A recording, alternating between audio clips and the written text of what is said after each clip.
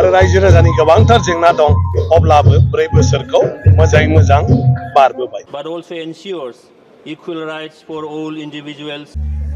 जोंना बर'नि एमपियाथ' dynamic leader हिसाबै दिल्ली पार्लियामेन्टखौ सोमावग्लुंनानै फैबाय। आं दहाय बे मोनसे चेनेलाव भिडिअ होखादोंमोन। दायो रायजोनि नांगौखौ मावफुंजोबनो हायाखैब्लाबो माखासे प्रमद बर' सारनि सायावहाय आरो बिटिआरनि सायाव मानगोनां बिश्वजित दैमारि सार आसाम आयेन आफादनि बुंथिगिरि आसाम लेजिस्लेटिभ एसेम्ब्लिनि स्पिकार सारा आलासि महरै लेंहरजानायलाय माखासे खोथाफोरखौ बुंदों। थारैनो बर' रायजो राजाफ्रा खोनासंना लानाया गोनांथार। 40 बोसोरनि फोरबो खुंनाय समाव बेखेवगिरि हिसाबै बाहागो लानाय माबा दिनै जोंहा मानव गेदेर प्रमद बर' बिथांनि जिथु बिटिसिखौ दैदेननाय जि सरकार बे सरकारा 4 बोसोर आबुं जाबाय आरो बिनि मुङैनो आंनि समस्ति बे पानेरिनि भेरगावआव दिनैहाय मोनसे उत्सव हिसाबै बेवहाय खुंफुंनाय जादों आरो बेवहाय फैनानै मोजां मोनबाय बयखौबो लोगो मोननानै। आरो बेयो मोनसे जोबोद गोग्गाथाव बाथ्रा जे मोनसे जायगायाव सासे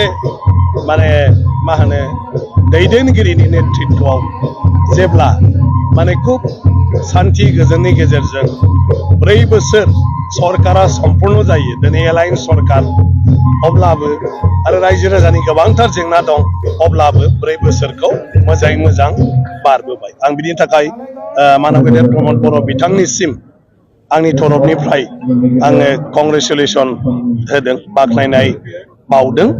आरो बे 4 बोसोराव बिथाङा गोबांथार जेंनाफोरखौ नाजानायनि गेजेरजों माखासे मावफुंनो हादों आरो माखासेखौबो नाजागासिनो दङ।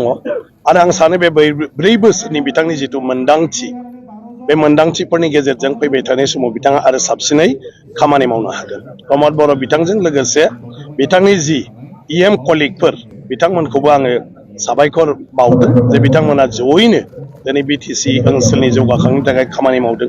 बिटिसि ओनसोलाव गोजोन आरो आब्रुथिखौ लाखिनो बिथांमोना खामानि मावबोदों।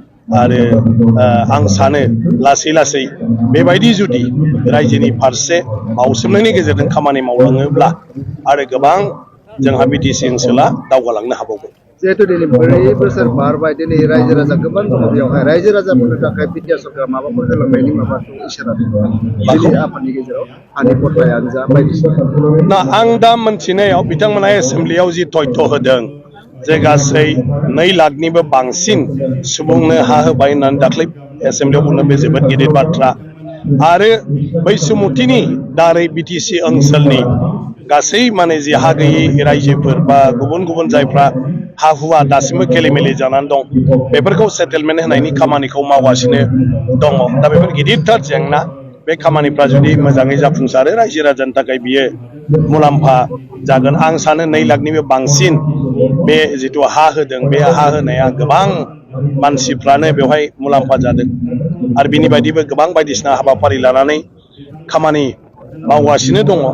आरो बेफोर जेफोर खामानि बिथांमोनहा बुंदों होदों बा मावदों बियो थारैनो मोजाङै मोजां जाफुंसारहैजोबोब्ला आं सानो बिटिसि ओनसोलनि रायजो राजानि थाखाय जोबोर मोजां हाबा जागोन आरोखि। অলৰেডি আসাম মালাত হৈ গ'ল ৰাস্তাটো। এতিয়া ইয়াৰ অভাৰ ব্ৰিজটোৰ কাৰণে যিটো কিবা কৰিব কি কয় ছাৰ্ভে কৰিব। ইয়াত বহুতো সমস্যা আছে যিটো কথা লৈ পেলাই ৰাইজেও কিছুমান কথা কৈ আছে। এটা টেকনিকেল কথাটো চাব লাগিব। এটাতো হ'ল ব্ৰিজটোও লাগিব, এটাতো হ'ল ৰাইজৰো বেছি ক্ষতি হ'ব নালাগিব। গতিকে ছাৰ্ভেৰ পিছত কি হয় ৰাইজৰ মতে এই সিদ্ধান্ত হ'ব, কাৰণ ৰাস্তা ৰাইজৰ। গতিকে এই অঞ্চলৰ ৰাইজৰ কথা মতে এই কামটো লোৱা হ'ব। নাই চোৱা, এইটো ভিজন ডকুমেণ্ট যিটো কৰিছে তো ইয়াত বিটিচি চৰকাৰে নিশ্চয় এটা প্লেন লৈছে। কাৰণ বিটিচি অঞ্চলত অকল বড়োৰ নহয়, বড়োৰ লগতে বিভিন্ন জাতি জনগোষ্ঠী ইয়াত বাস কৰিছে। গতিকে বিভিন্ন জাতি জনগোষ্ঠীৰ অকল ৰাস্তা পদূলি হ'লে নহ'ব, জাতিগত কিছুমান সমস্যা আছে বিভিন্ন ক্ষেত্ৰত।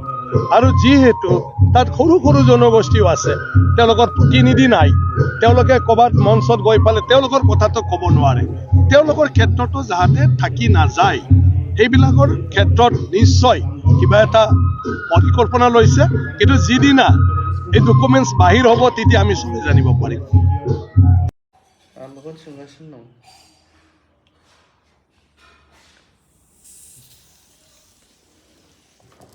मा नायखो मा नुखो नोङो माथो मिटारानो स्र'सो खारलांबाय